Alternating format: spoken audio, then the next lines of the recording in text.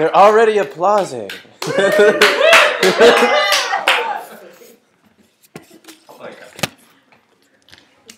All right, so today I want to do a speech about organic gardening and the benefits of organics, food in general.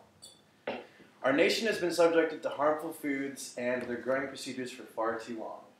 Ever since the use of pesticides in agriculture during the early 1940s to prevent crop disease and create higher yields for our society, our scientific bodies have stumbled upon an ever-increasing amount of cancers and other diseases due to pesticide use.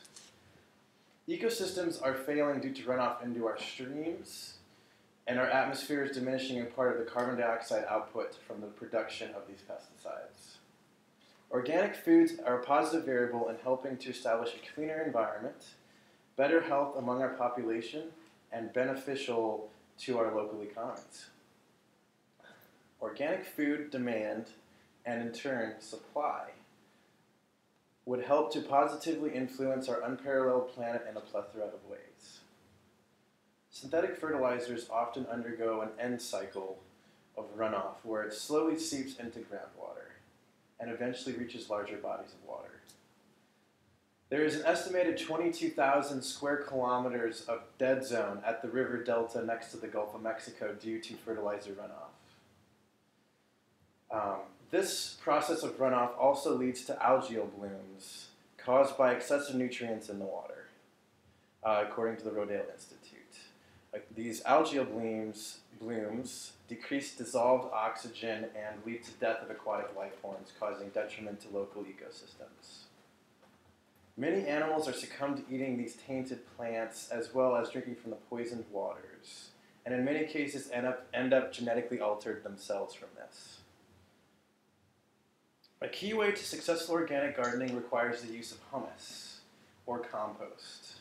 According to an article titled Compost Guide, the compost substance is created through the single decomposition process of carbon-based waste materials, such as eggshells or orange rinds or anything that is an animal or plant byproduct or waste, basically.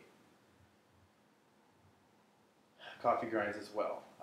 Utilizing this process greatly helps reduce the waste displaced into our landfills and create healthy produce that we can more consecutively, better consciously consume. Organic food isn't just more beneficial to our environment, it also provides us with far more nutrient-rich body fuel. Organic produce is scientifically proven by the Rodale Institute, as well as a vast amount of other scientific organizations, to be much more nutrient and vitamin rich than non-organic produce and vegetables and any other kind of non-organic produced food item. Rodale has also proven through numerous taste tests that fruits are more sweet than non-organic fruits. Organic foods have also been proven overall that they can yield just as much as under the influence of organic foods have been proven that they can yield just as much volume in production than non-produced organisms can in farming.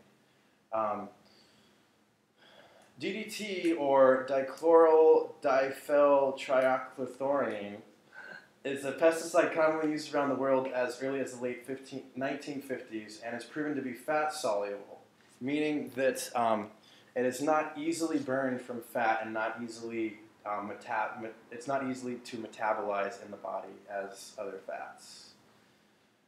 DDT that accumulates in a plant organism will eventually go into the soil after the organism decomposes, and that will be consumed by the next plant life, and it will continue on, and that fat, DDT, or any other fat-soluble pesticide will continue to accumulate until it is burnt off at some point, or maybe not at all.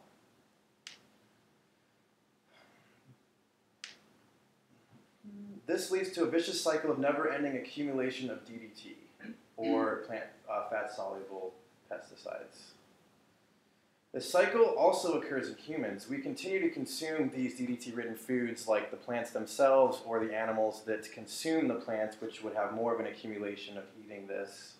And we cannot easily burn these fats, which we don't know exactly what that can cause, but we do know that DDT is carcinogenic as well as other pesticides, and carcinogenic means cancer-causing. Knowing this, do you really want your children, nephews, nieces, younger cousins to consume this? I think not. Many growing cases of asthma, autism, and organ failure have been linked to pesticides and DDT, along with many other pesticides found to be carcinogenic. Organic gardening is also a great way to sustain your local governing body. Pesticides are most commonly produced in international countries. The production process of many pesticides includes large amounts of carbon dioxide disseminated into the atmosphere. There are also many waste products included in this process as well, and usually are dumped into lake streams or buried in the grounds. Organic farmers are local and don't include external factors into their growing process. They use compost, which again reduces the aspect of landfill destined waste and eliminates the necessity of pesticides due to its ample amount of life-supporting nutrients. Although it does call for labor-intensive care, creating compost, de-weeding, etc., there is much more room for growth in the organic garden aspect.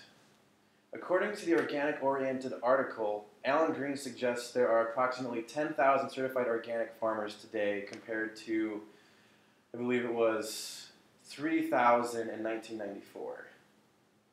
There is a much larger ratio of organic farmers to non-organic farmers compared to what there was 19 years ago, but such still pales in comparison to other non-organic farmers, which is approximately 2 million. An organic lifestyle is much more beneficial to our planet and in turn the human race. It is more environmentally friendly via reduction of carbon emissions and easier on our lakes and streams through minimizing the use of pesticides. Using organic humus helps to reintroduce necessary minerals and nutrients to the soil that are almost non-existent in the pesticidal environment. We are very dependent upon our environment in a sense that we are breathing these carbon emissions and we are eating these man-made poisons.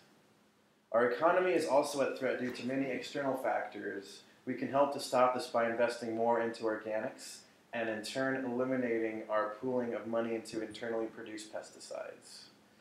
Organic gardening is a bit more involved and laborious compared to the more conventional way of non-organic mass-produced produce, but the positive gain toward earth and our personal health is absolutely worth the sacrifice. And I have some pictures for you to kind of show you the benefits and the detriments of non-organics and organics. All right, so this first one is showing a picture of a farmer that is actually spraying pesticides on a field, and you can see it is so toxic that he has to actually wear an entire bodysuit so he does not get any kind of rashing or inhale this. And on the next picture here, there is side effects of actually becoming physically contacted with the pesticide, like a rash and that sort of thing. On this next slide, we have an organic cabbage to the left and a non-organic cabbage to the right. As you can see, the left one looks much more healthy. And this last picture, we have two different kinds of bananas. The left is much more yellow than the right. The left is non-organic. But they actually, like Dole companies and such, use a chemical to yellow the bananas called ethyl gas. And it's another additive that is clearly not healthy. So there is the benefits of being organic and the side effects of eating produce that is non-organic. So that is all.